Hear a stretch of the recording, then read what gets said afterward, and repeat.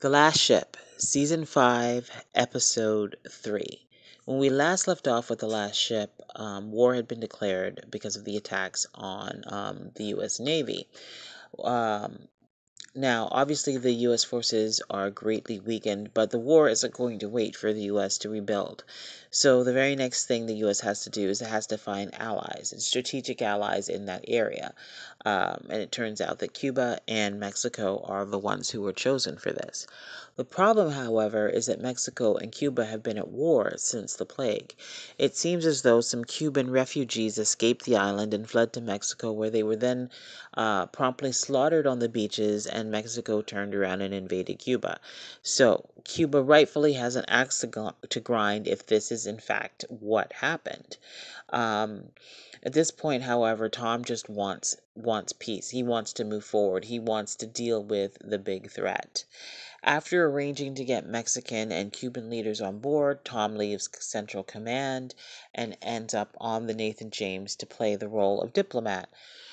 We all knew that he wasn't going to be out of the fight for long, right? Because the last ship isn't the last ship unless Tom Chandler is saving the world.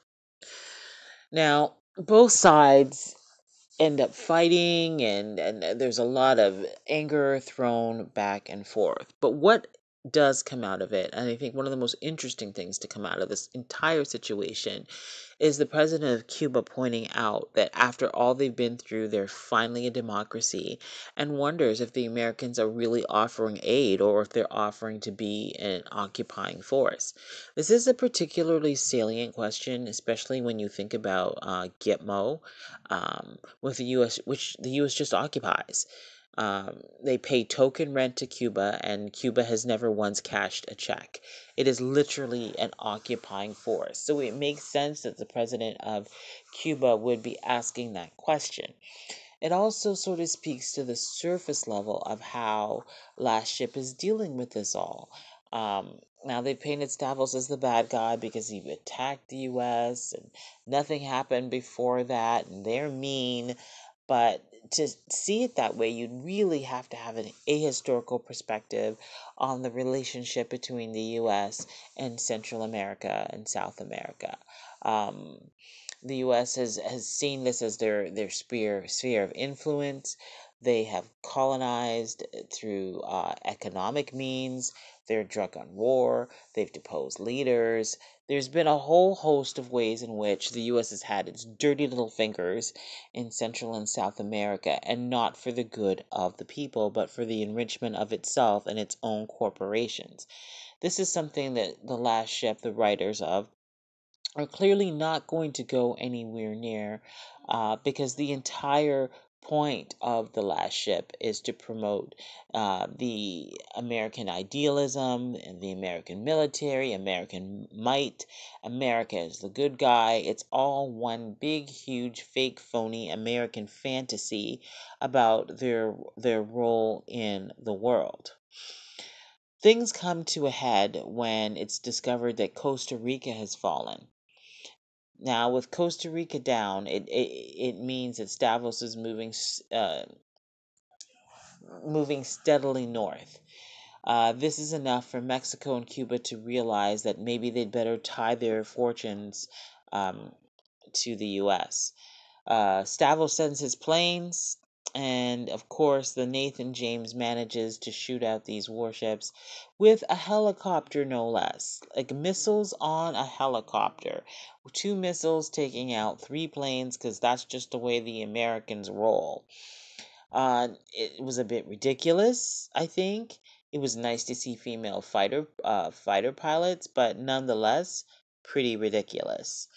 Um, Okay, we're going to move back stateside and talk about Alicia. Now, this is the 3rd episode in a row where we've seen Alicia's girlfriend, and I have to admit I didn't comment on it before because I basically saw it as a writer's device. Essentially, what happens is when writers want to kill off minority characters, and by saying minority marginalized characters, it's more accurate, racialized characters that don't really get a lot of screen time, they try to humanize them first. They have them talk about their past, they bring in a loved one, yada yada, and then they get killed off, and you're like, oh, right? Forgetting that this had to happen. This build up to this death had to happen because otherwise you wouldn't have cared that the character died. That's really what I thought was in store for Alicia. But I think it might actually be a little bit more involved in that. We know now that there's a mole. What if Alicia's whiny girlfriend is actually the mole? What if the photo file that she sent to Alicia's phone actually contains a virus, and that's how Stavros is able to track them? What's in the bag of supplies that she brought to Alicia? Why is she so whiny? Why does she want to stay? There's a point to Alicia's girlfriend being there, particularly because personal relationships aren't really explored in the last ship, and unless the spouse is military, they kind of get shoved aside. And even with the military spouse, the last ship sort of separates them and keeps them apart in order to not have any romance going on. I mean, even in this season, Azima and Wolf are working together, and you see them exchanging looks, and it's clear that they have feelings for each other, but there's not going to be any exploration of that relationship. Now, President Reese visits, and he, rounds up his little war council. And he wants answers. He's worried that Tom is now in the middle of the fray, citing how important Tom is to the American people, and that losing Tom would be a great blow. Privately, however, with the Master Chief, he reveals his real concern that maybe Tom's just not on his game anymore. And they can't afford for Tom to lose because it would cripple the hope of a nation, for Tom not to get ahead. And the Master Chief stays pretty silent as Reese points out that Tom has been out of action for 3 years, right? He was teaching naval history. We'll see. I do, however, think that Reese's opinion of Tom, is problematic given that he takes care to point out that they wanted Tom to run for president and Tom didn't. So if Tom had chosen to run, we'd be saying President Chandler today. Um, so we'll see. We do, however, see Tom on the ship staring off into space.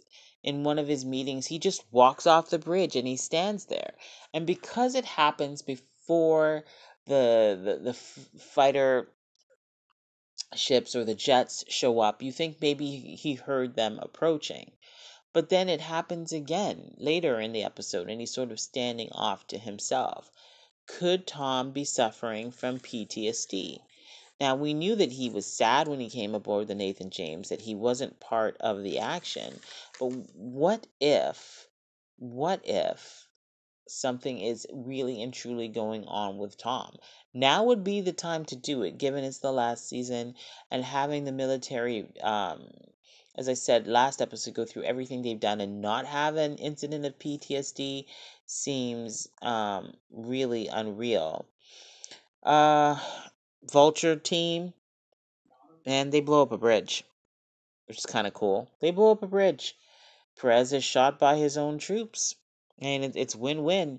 The Nathan James gets the fighter pilots.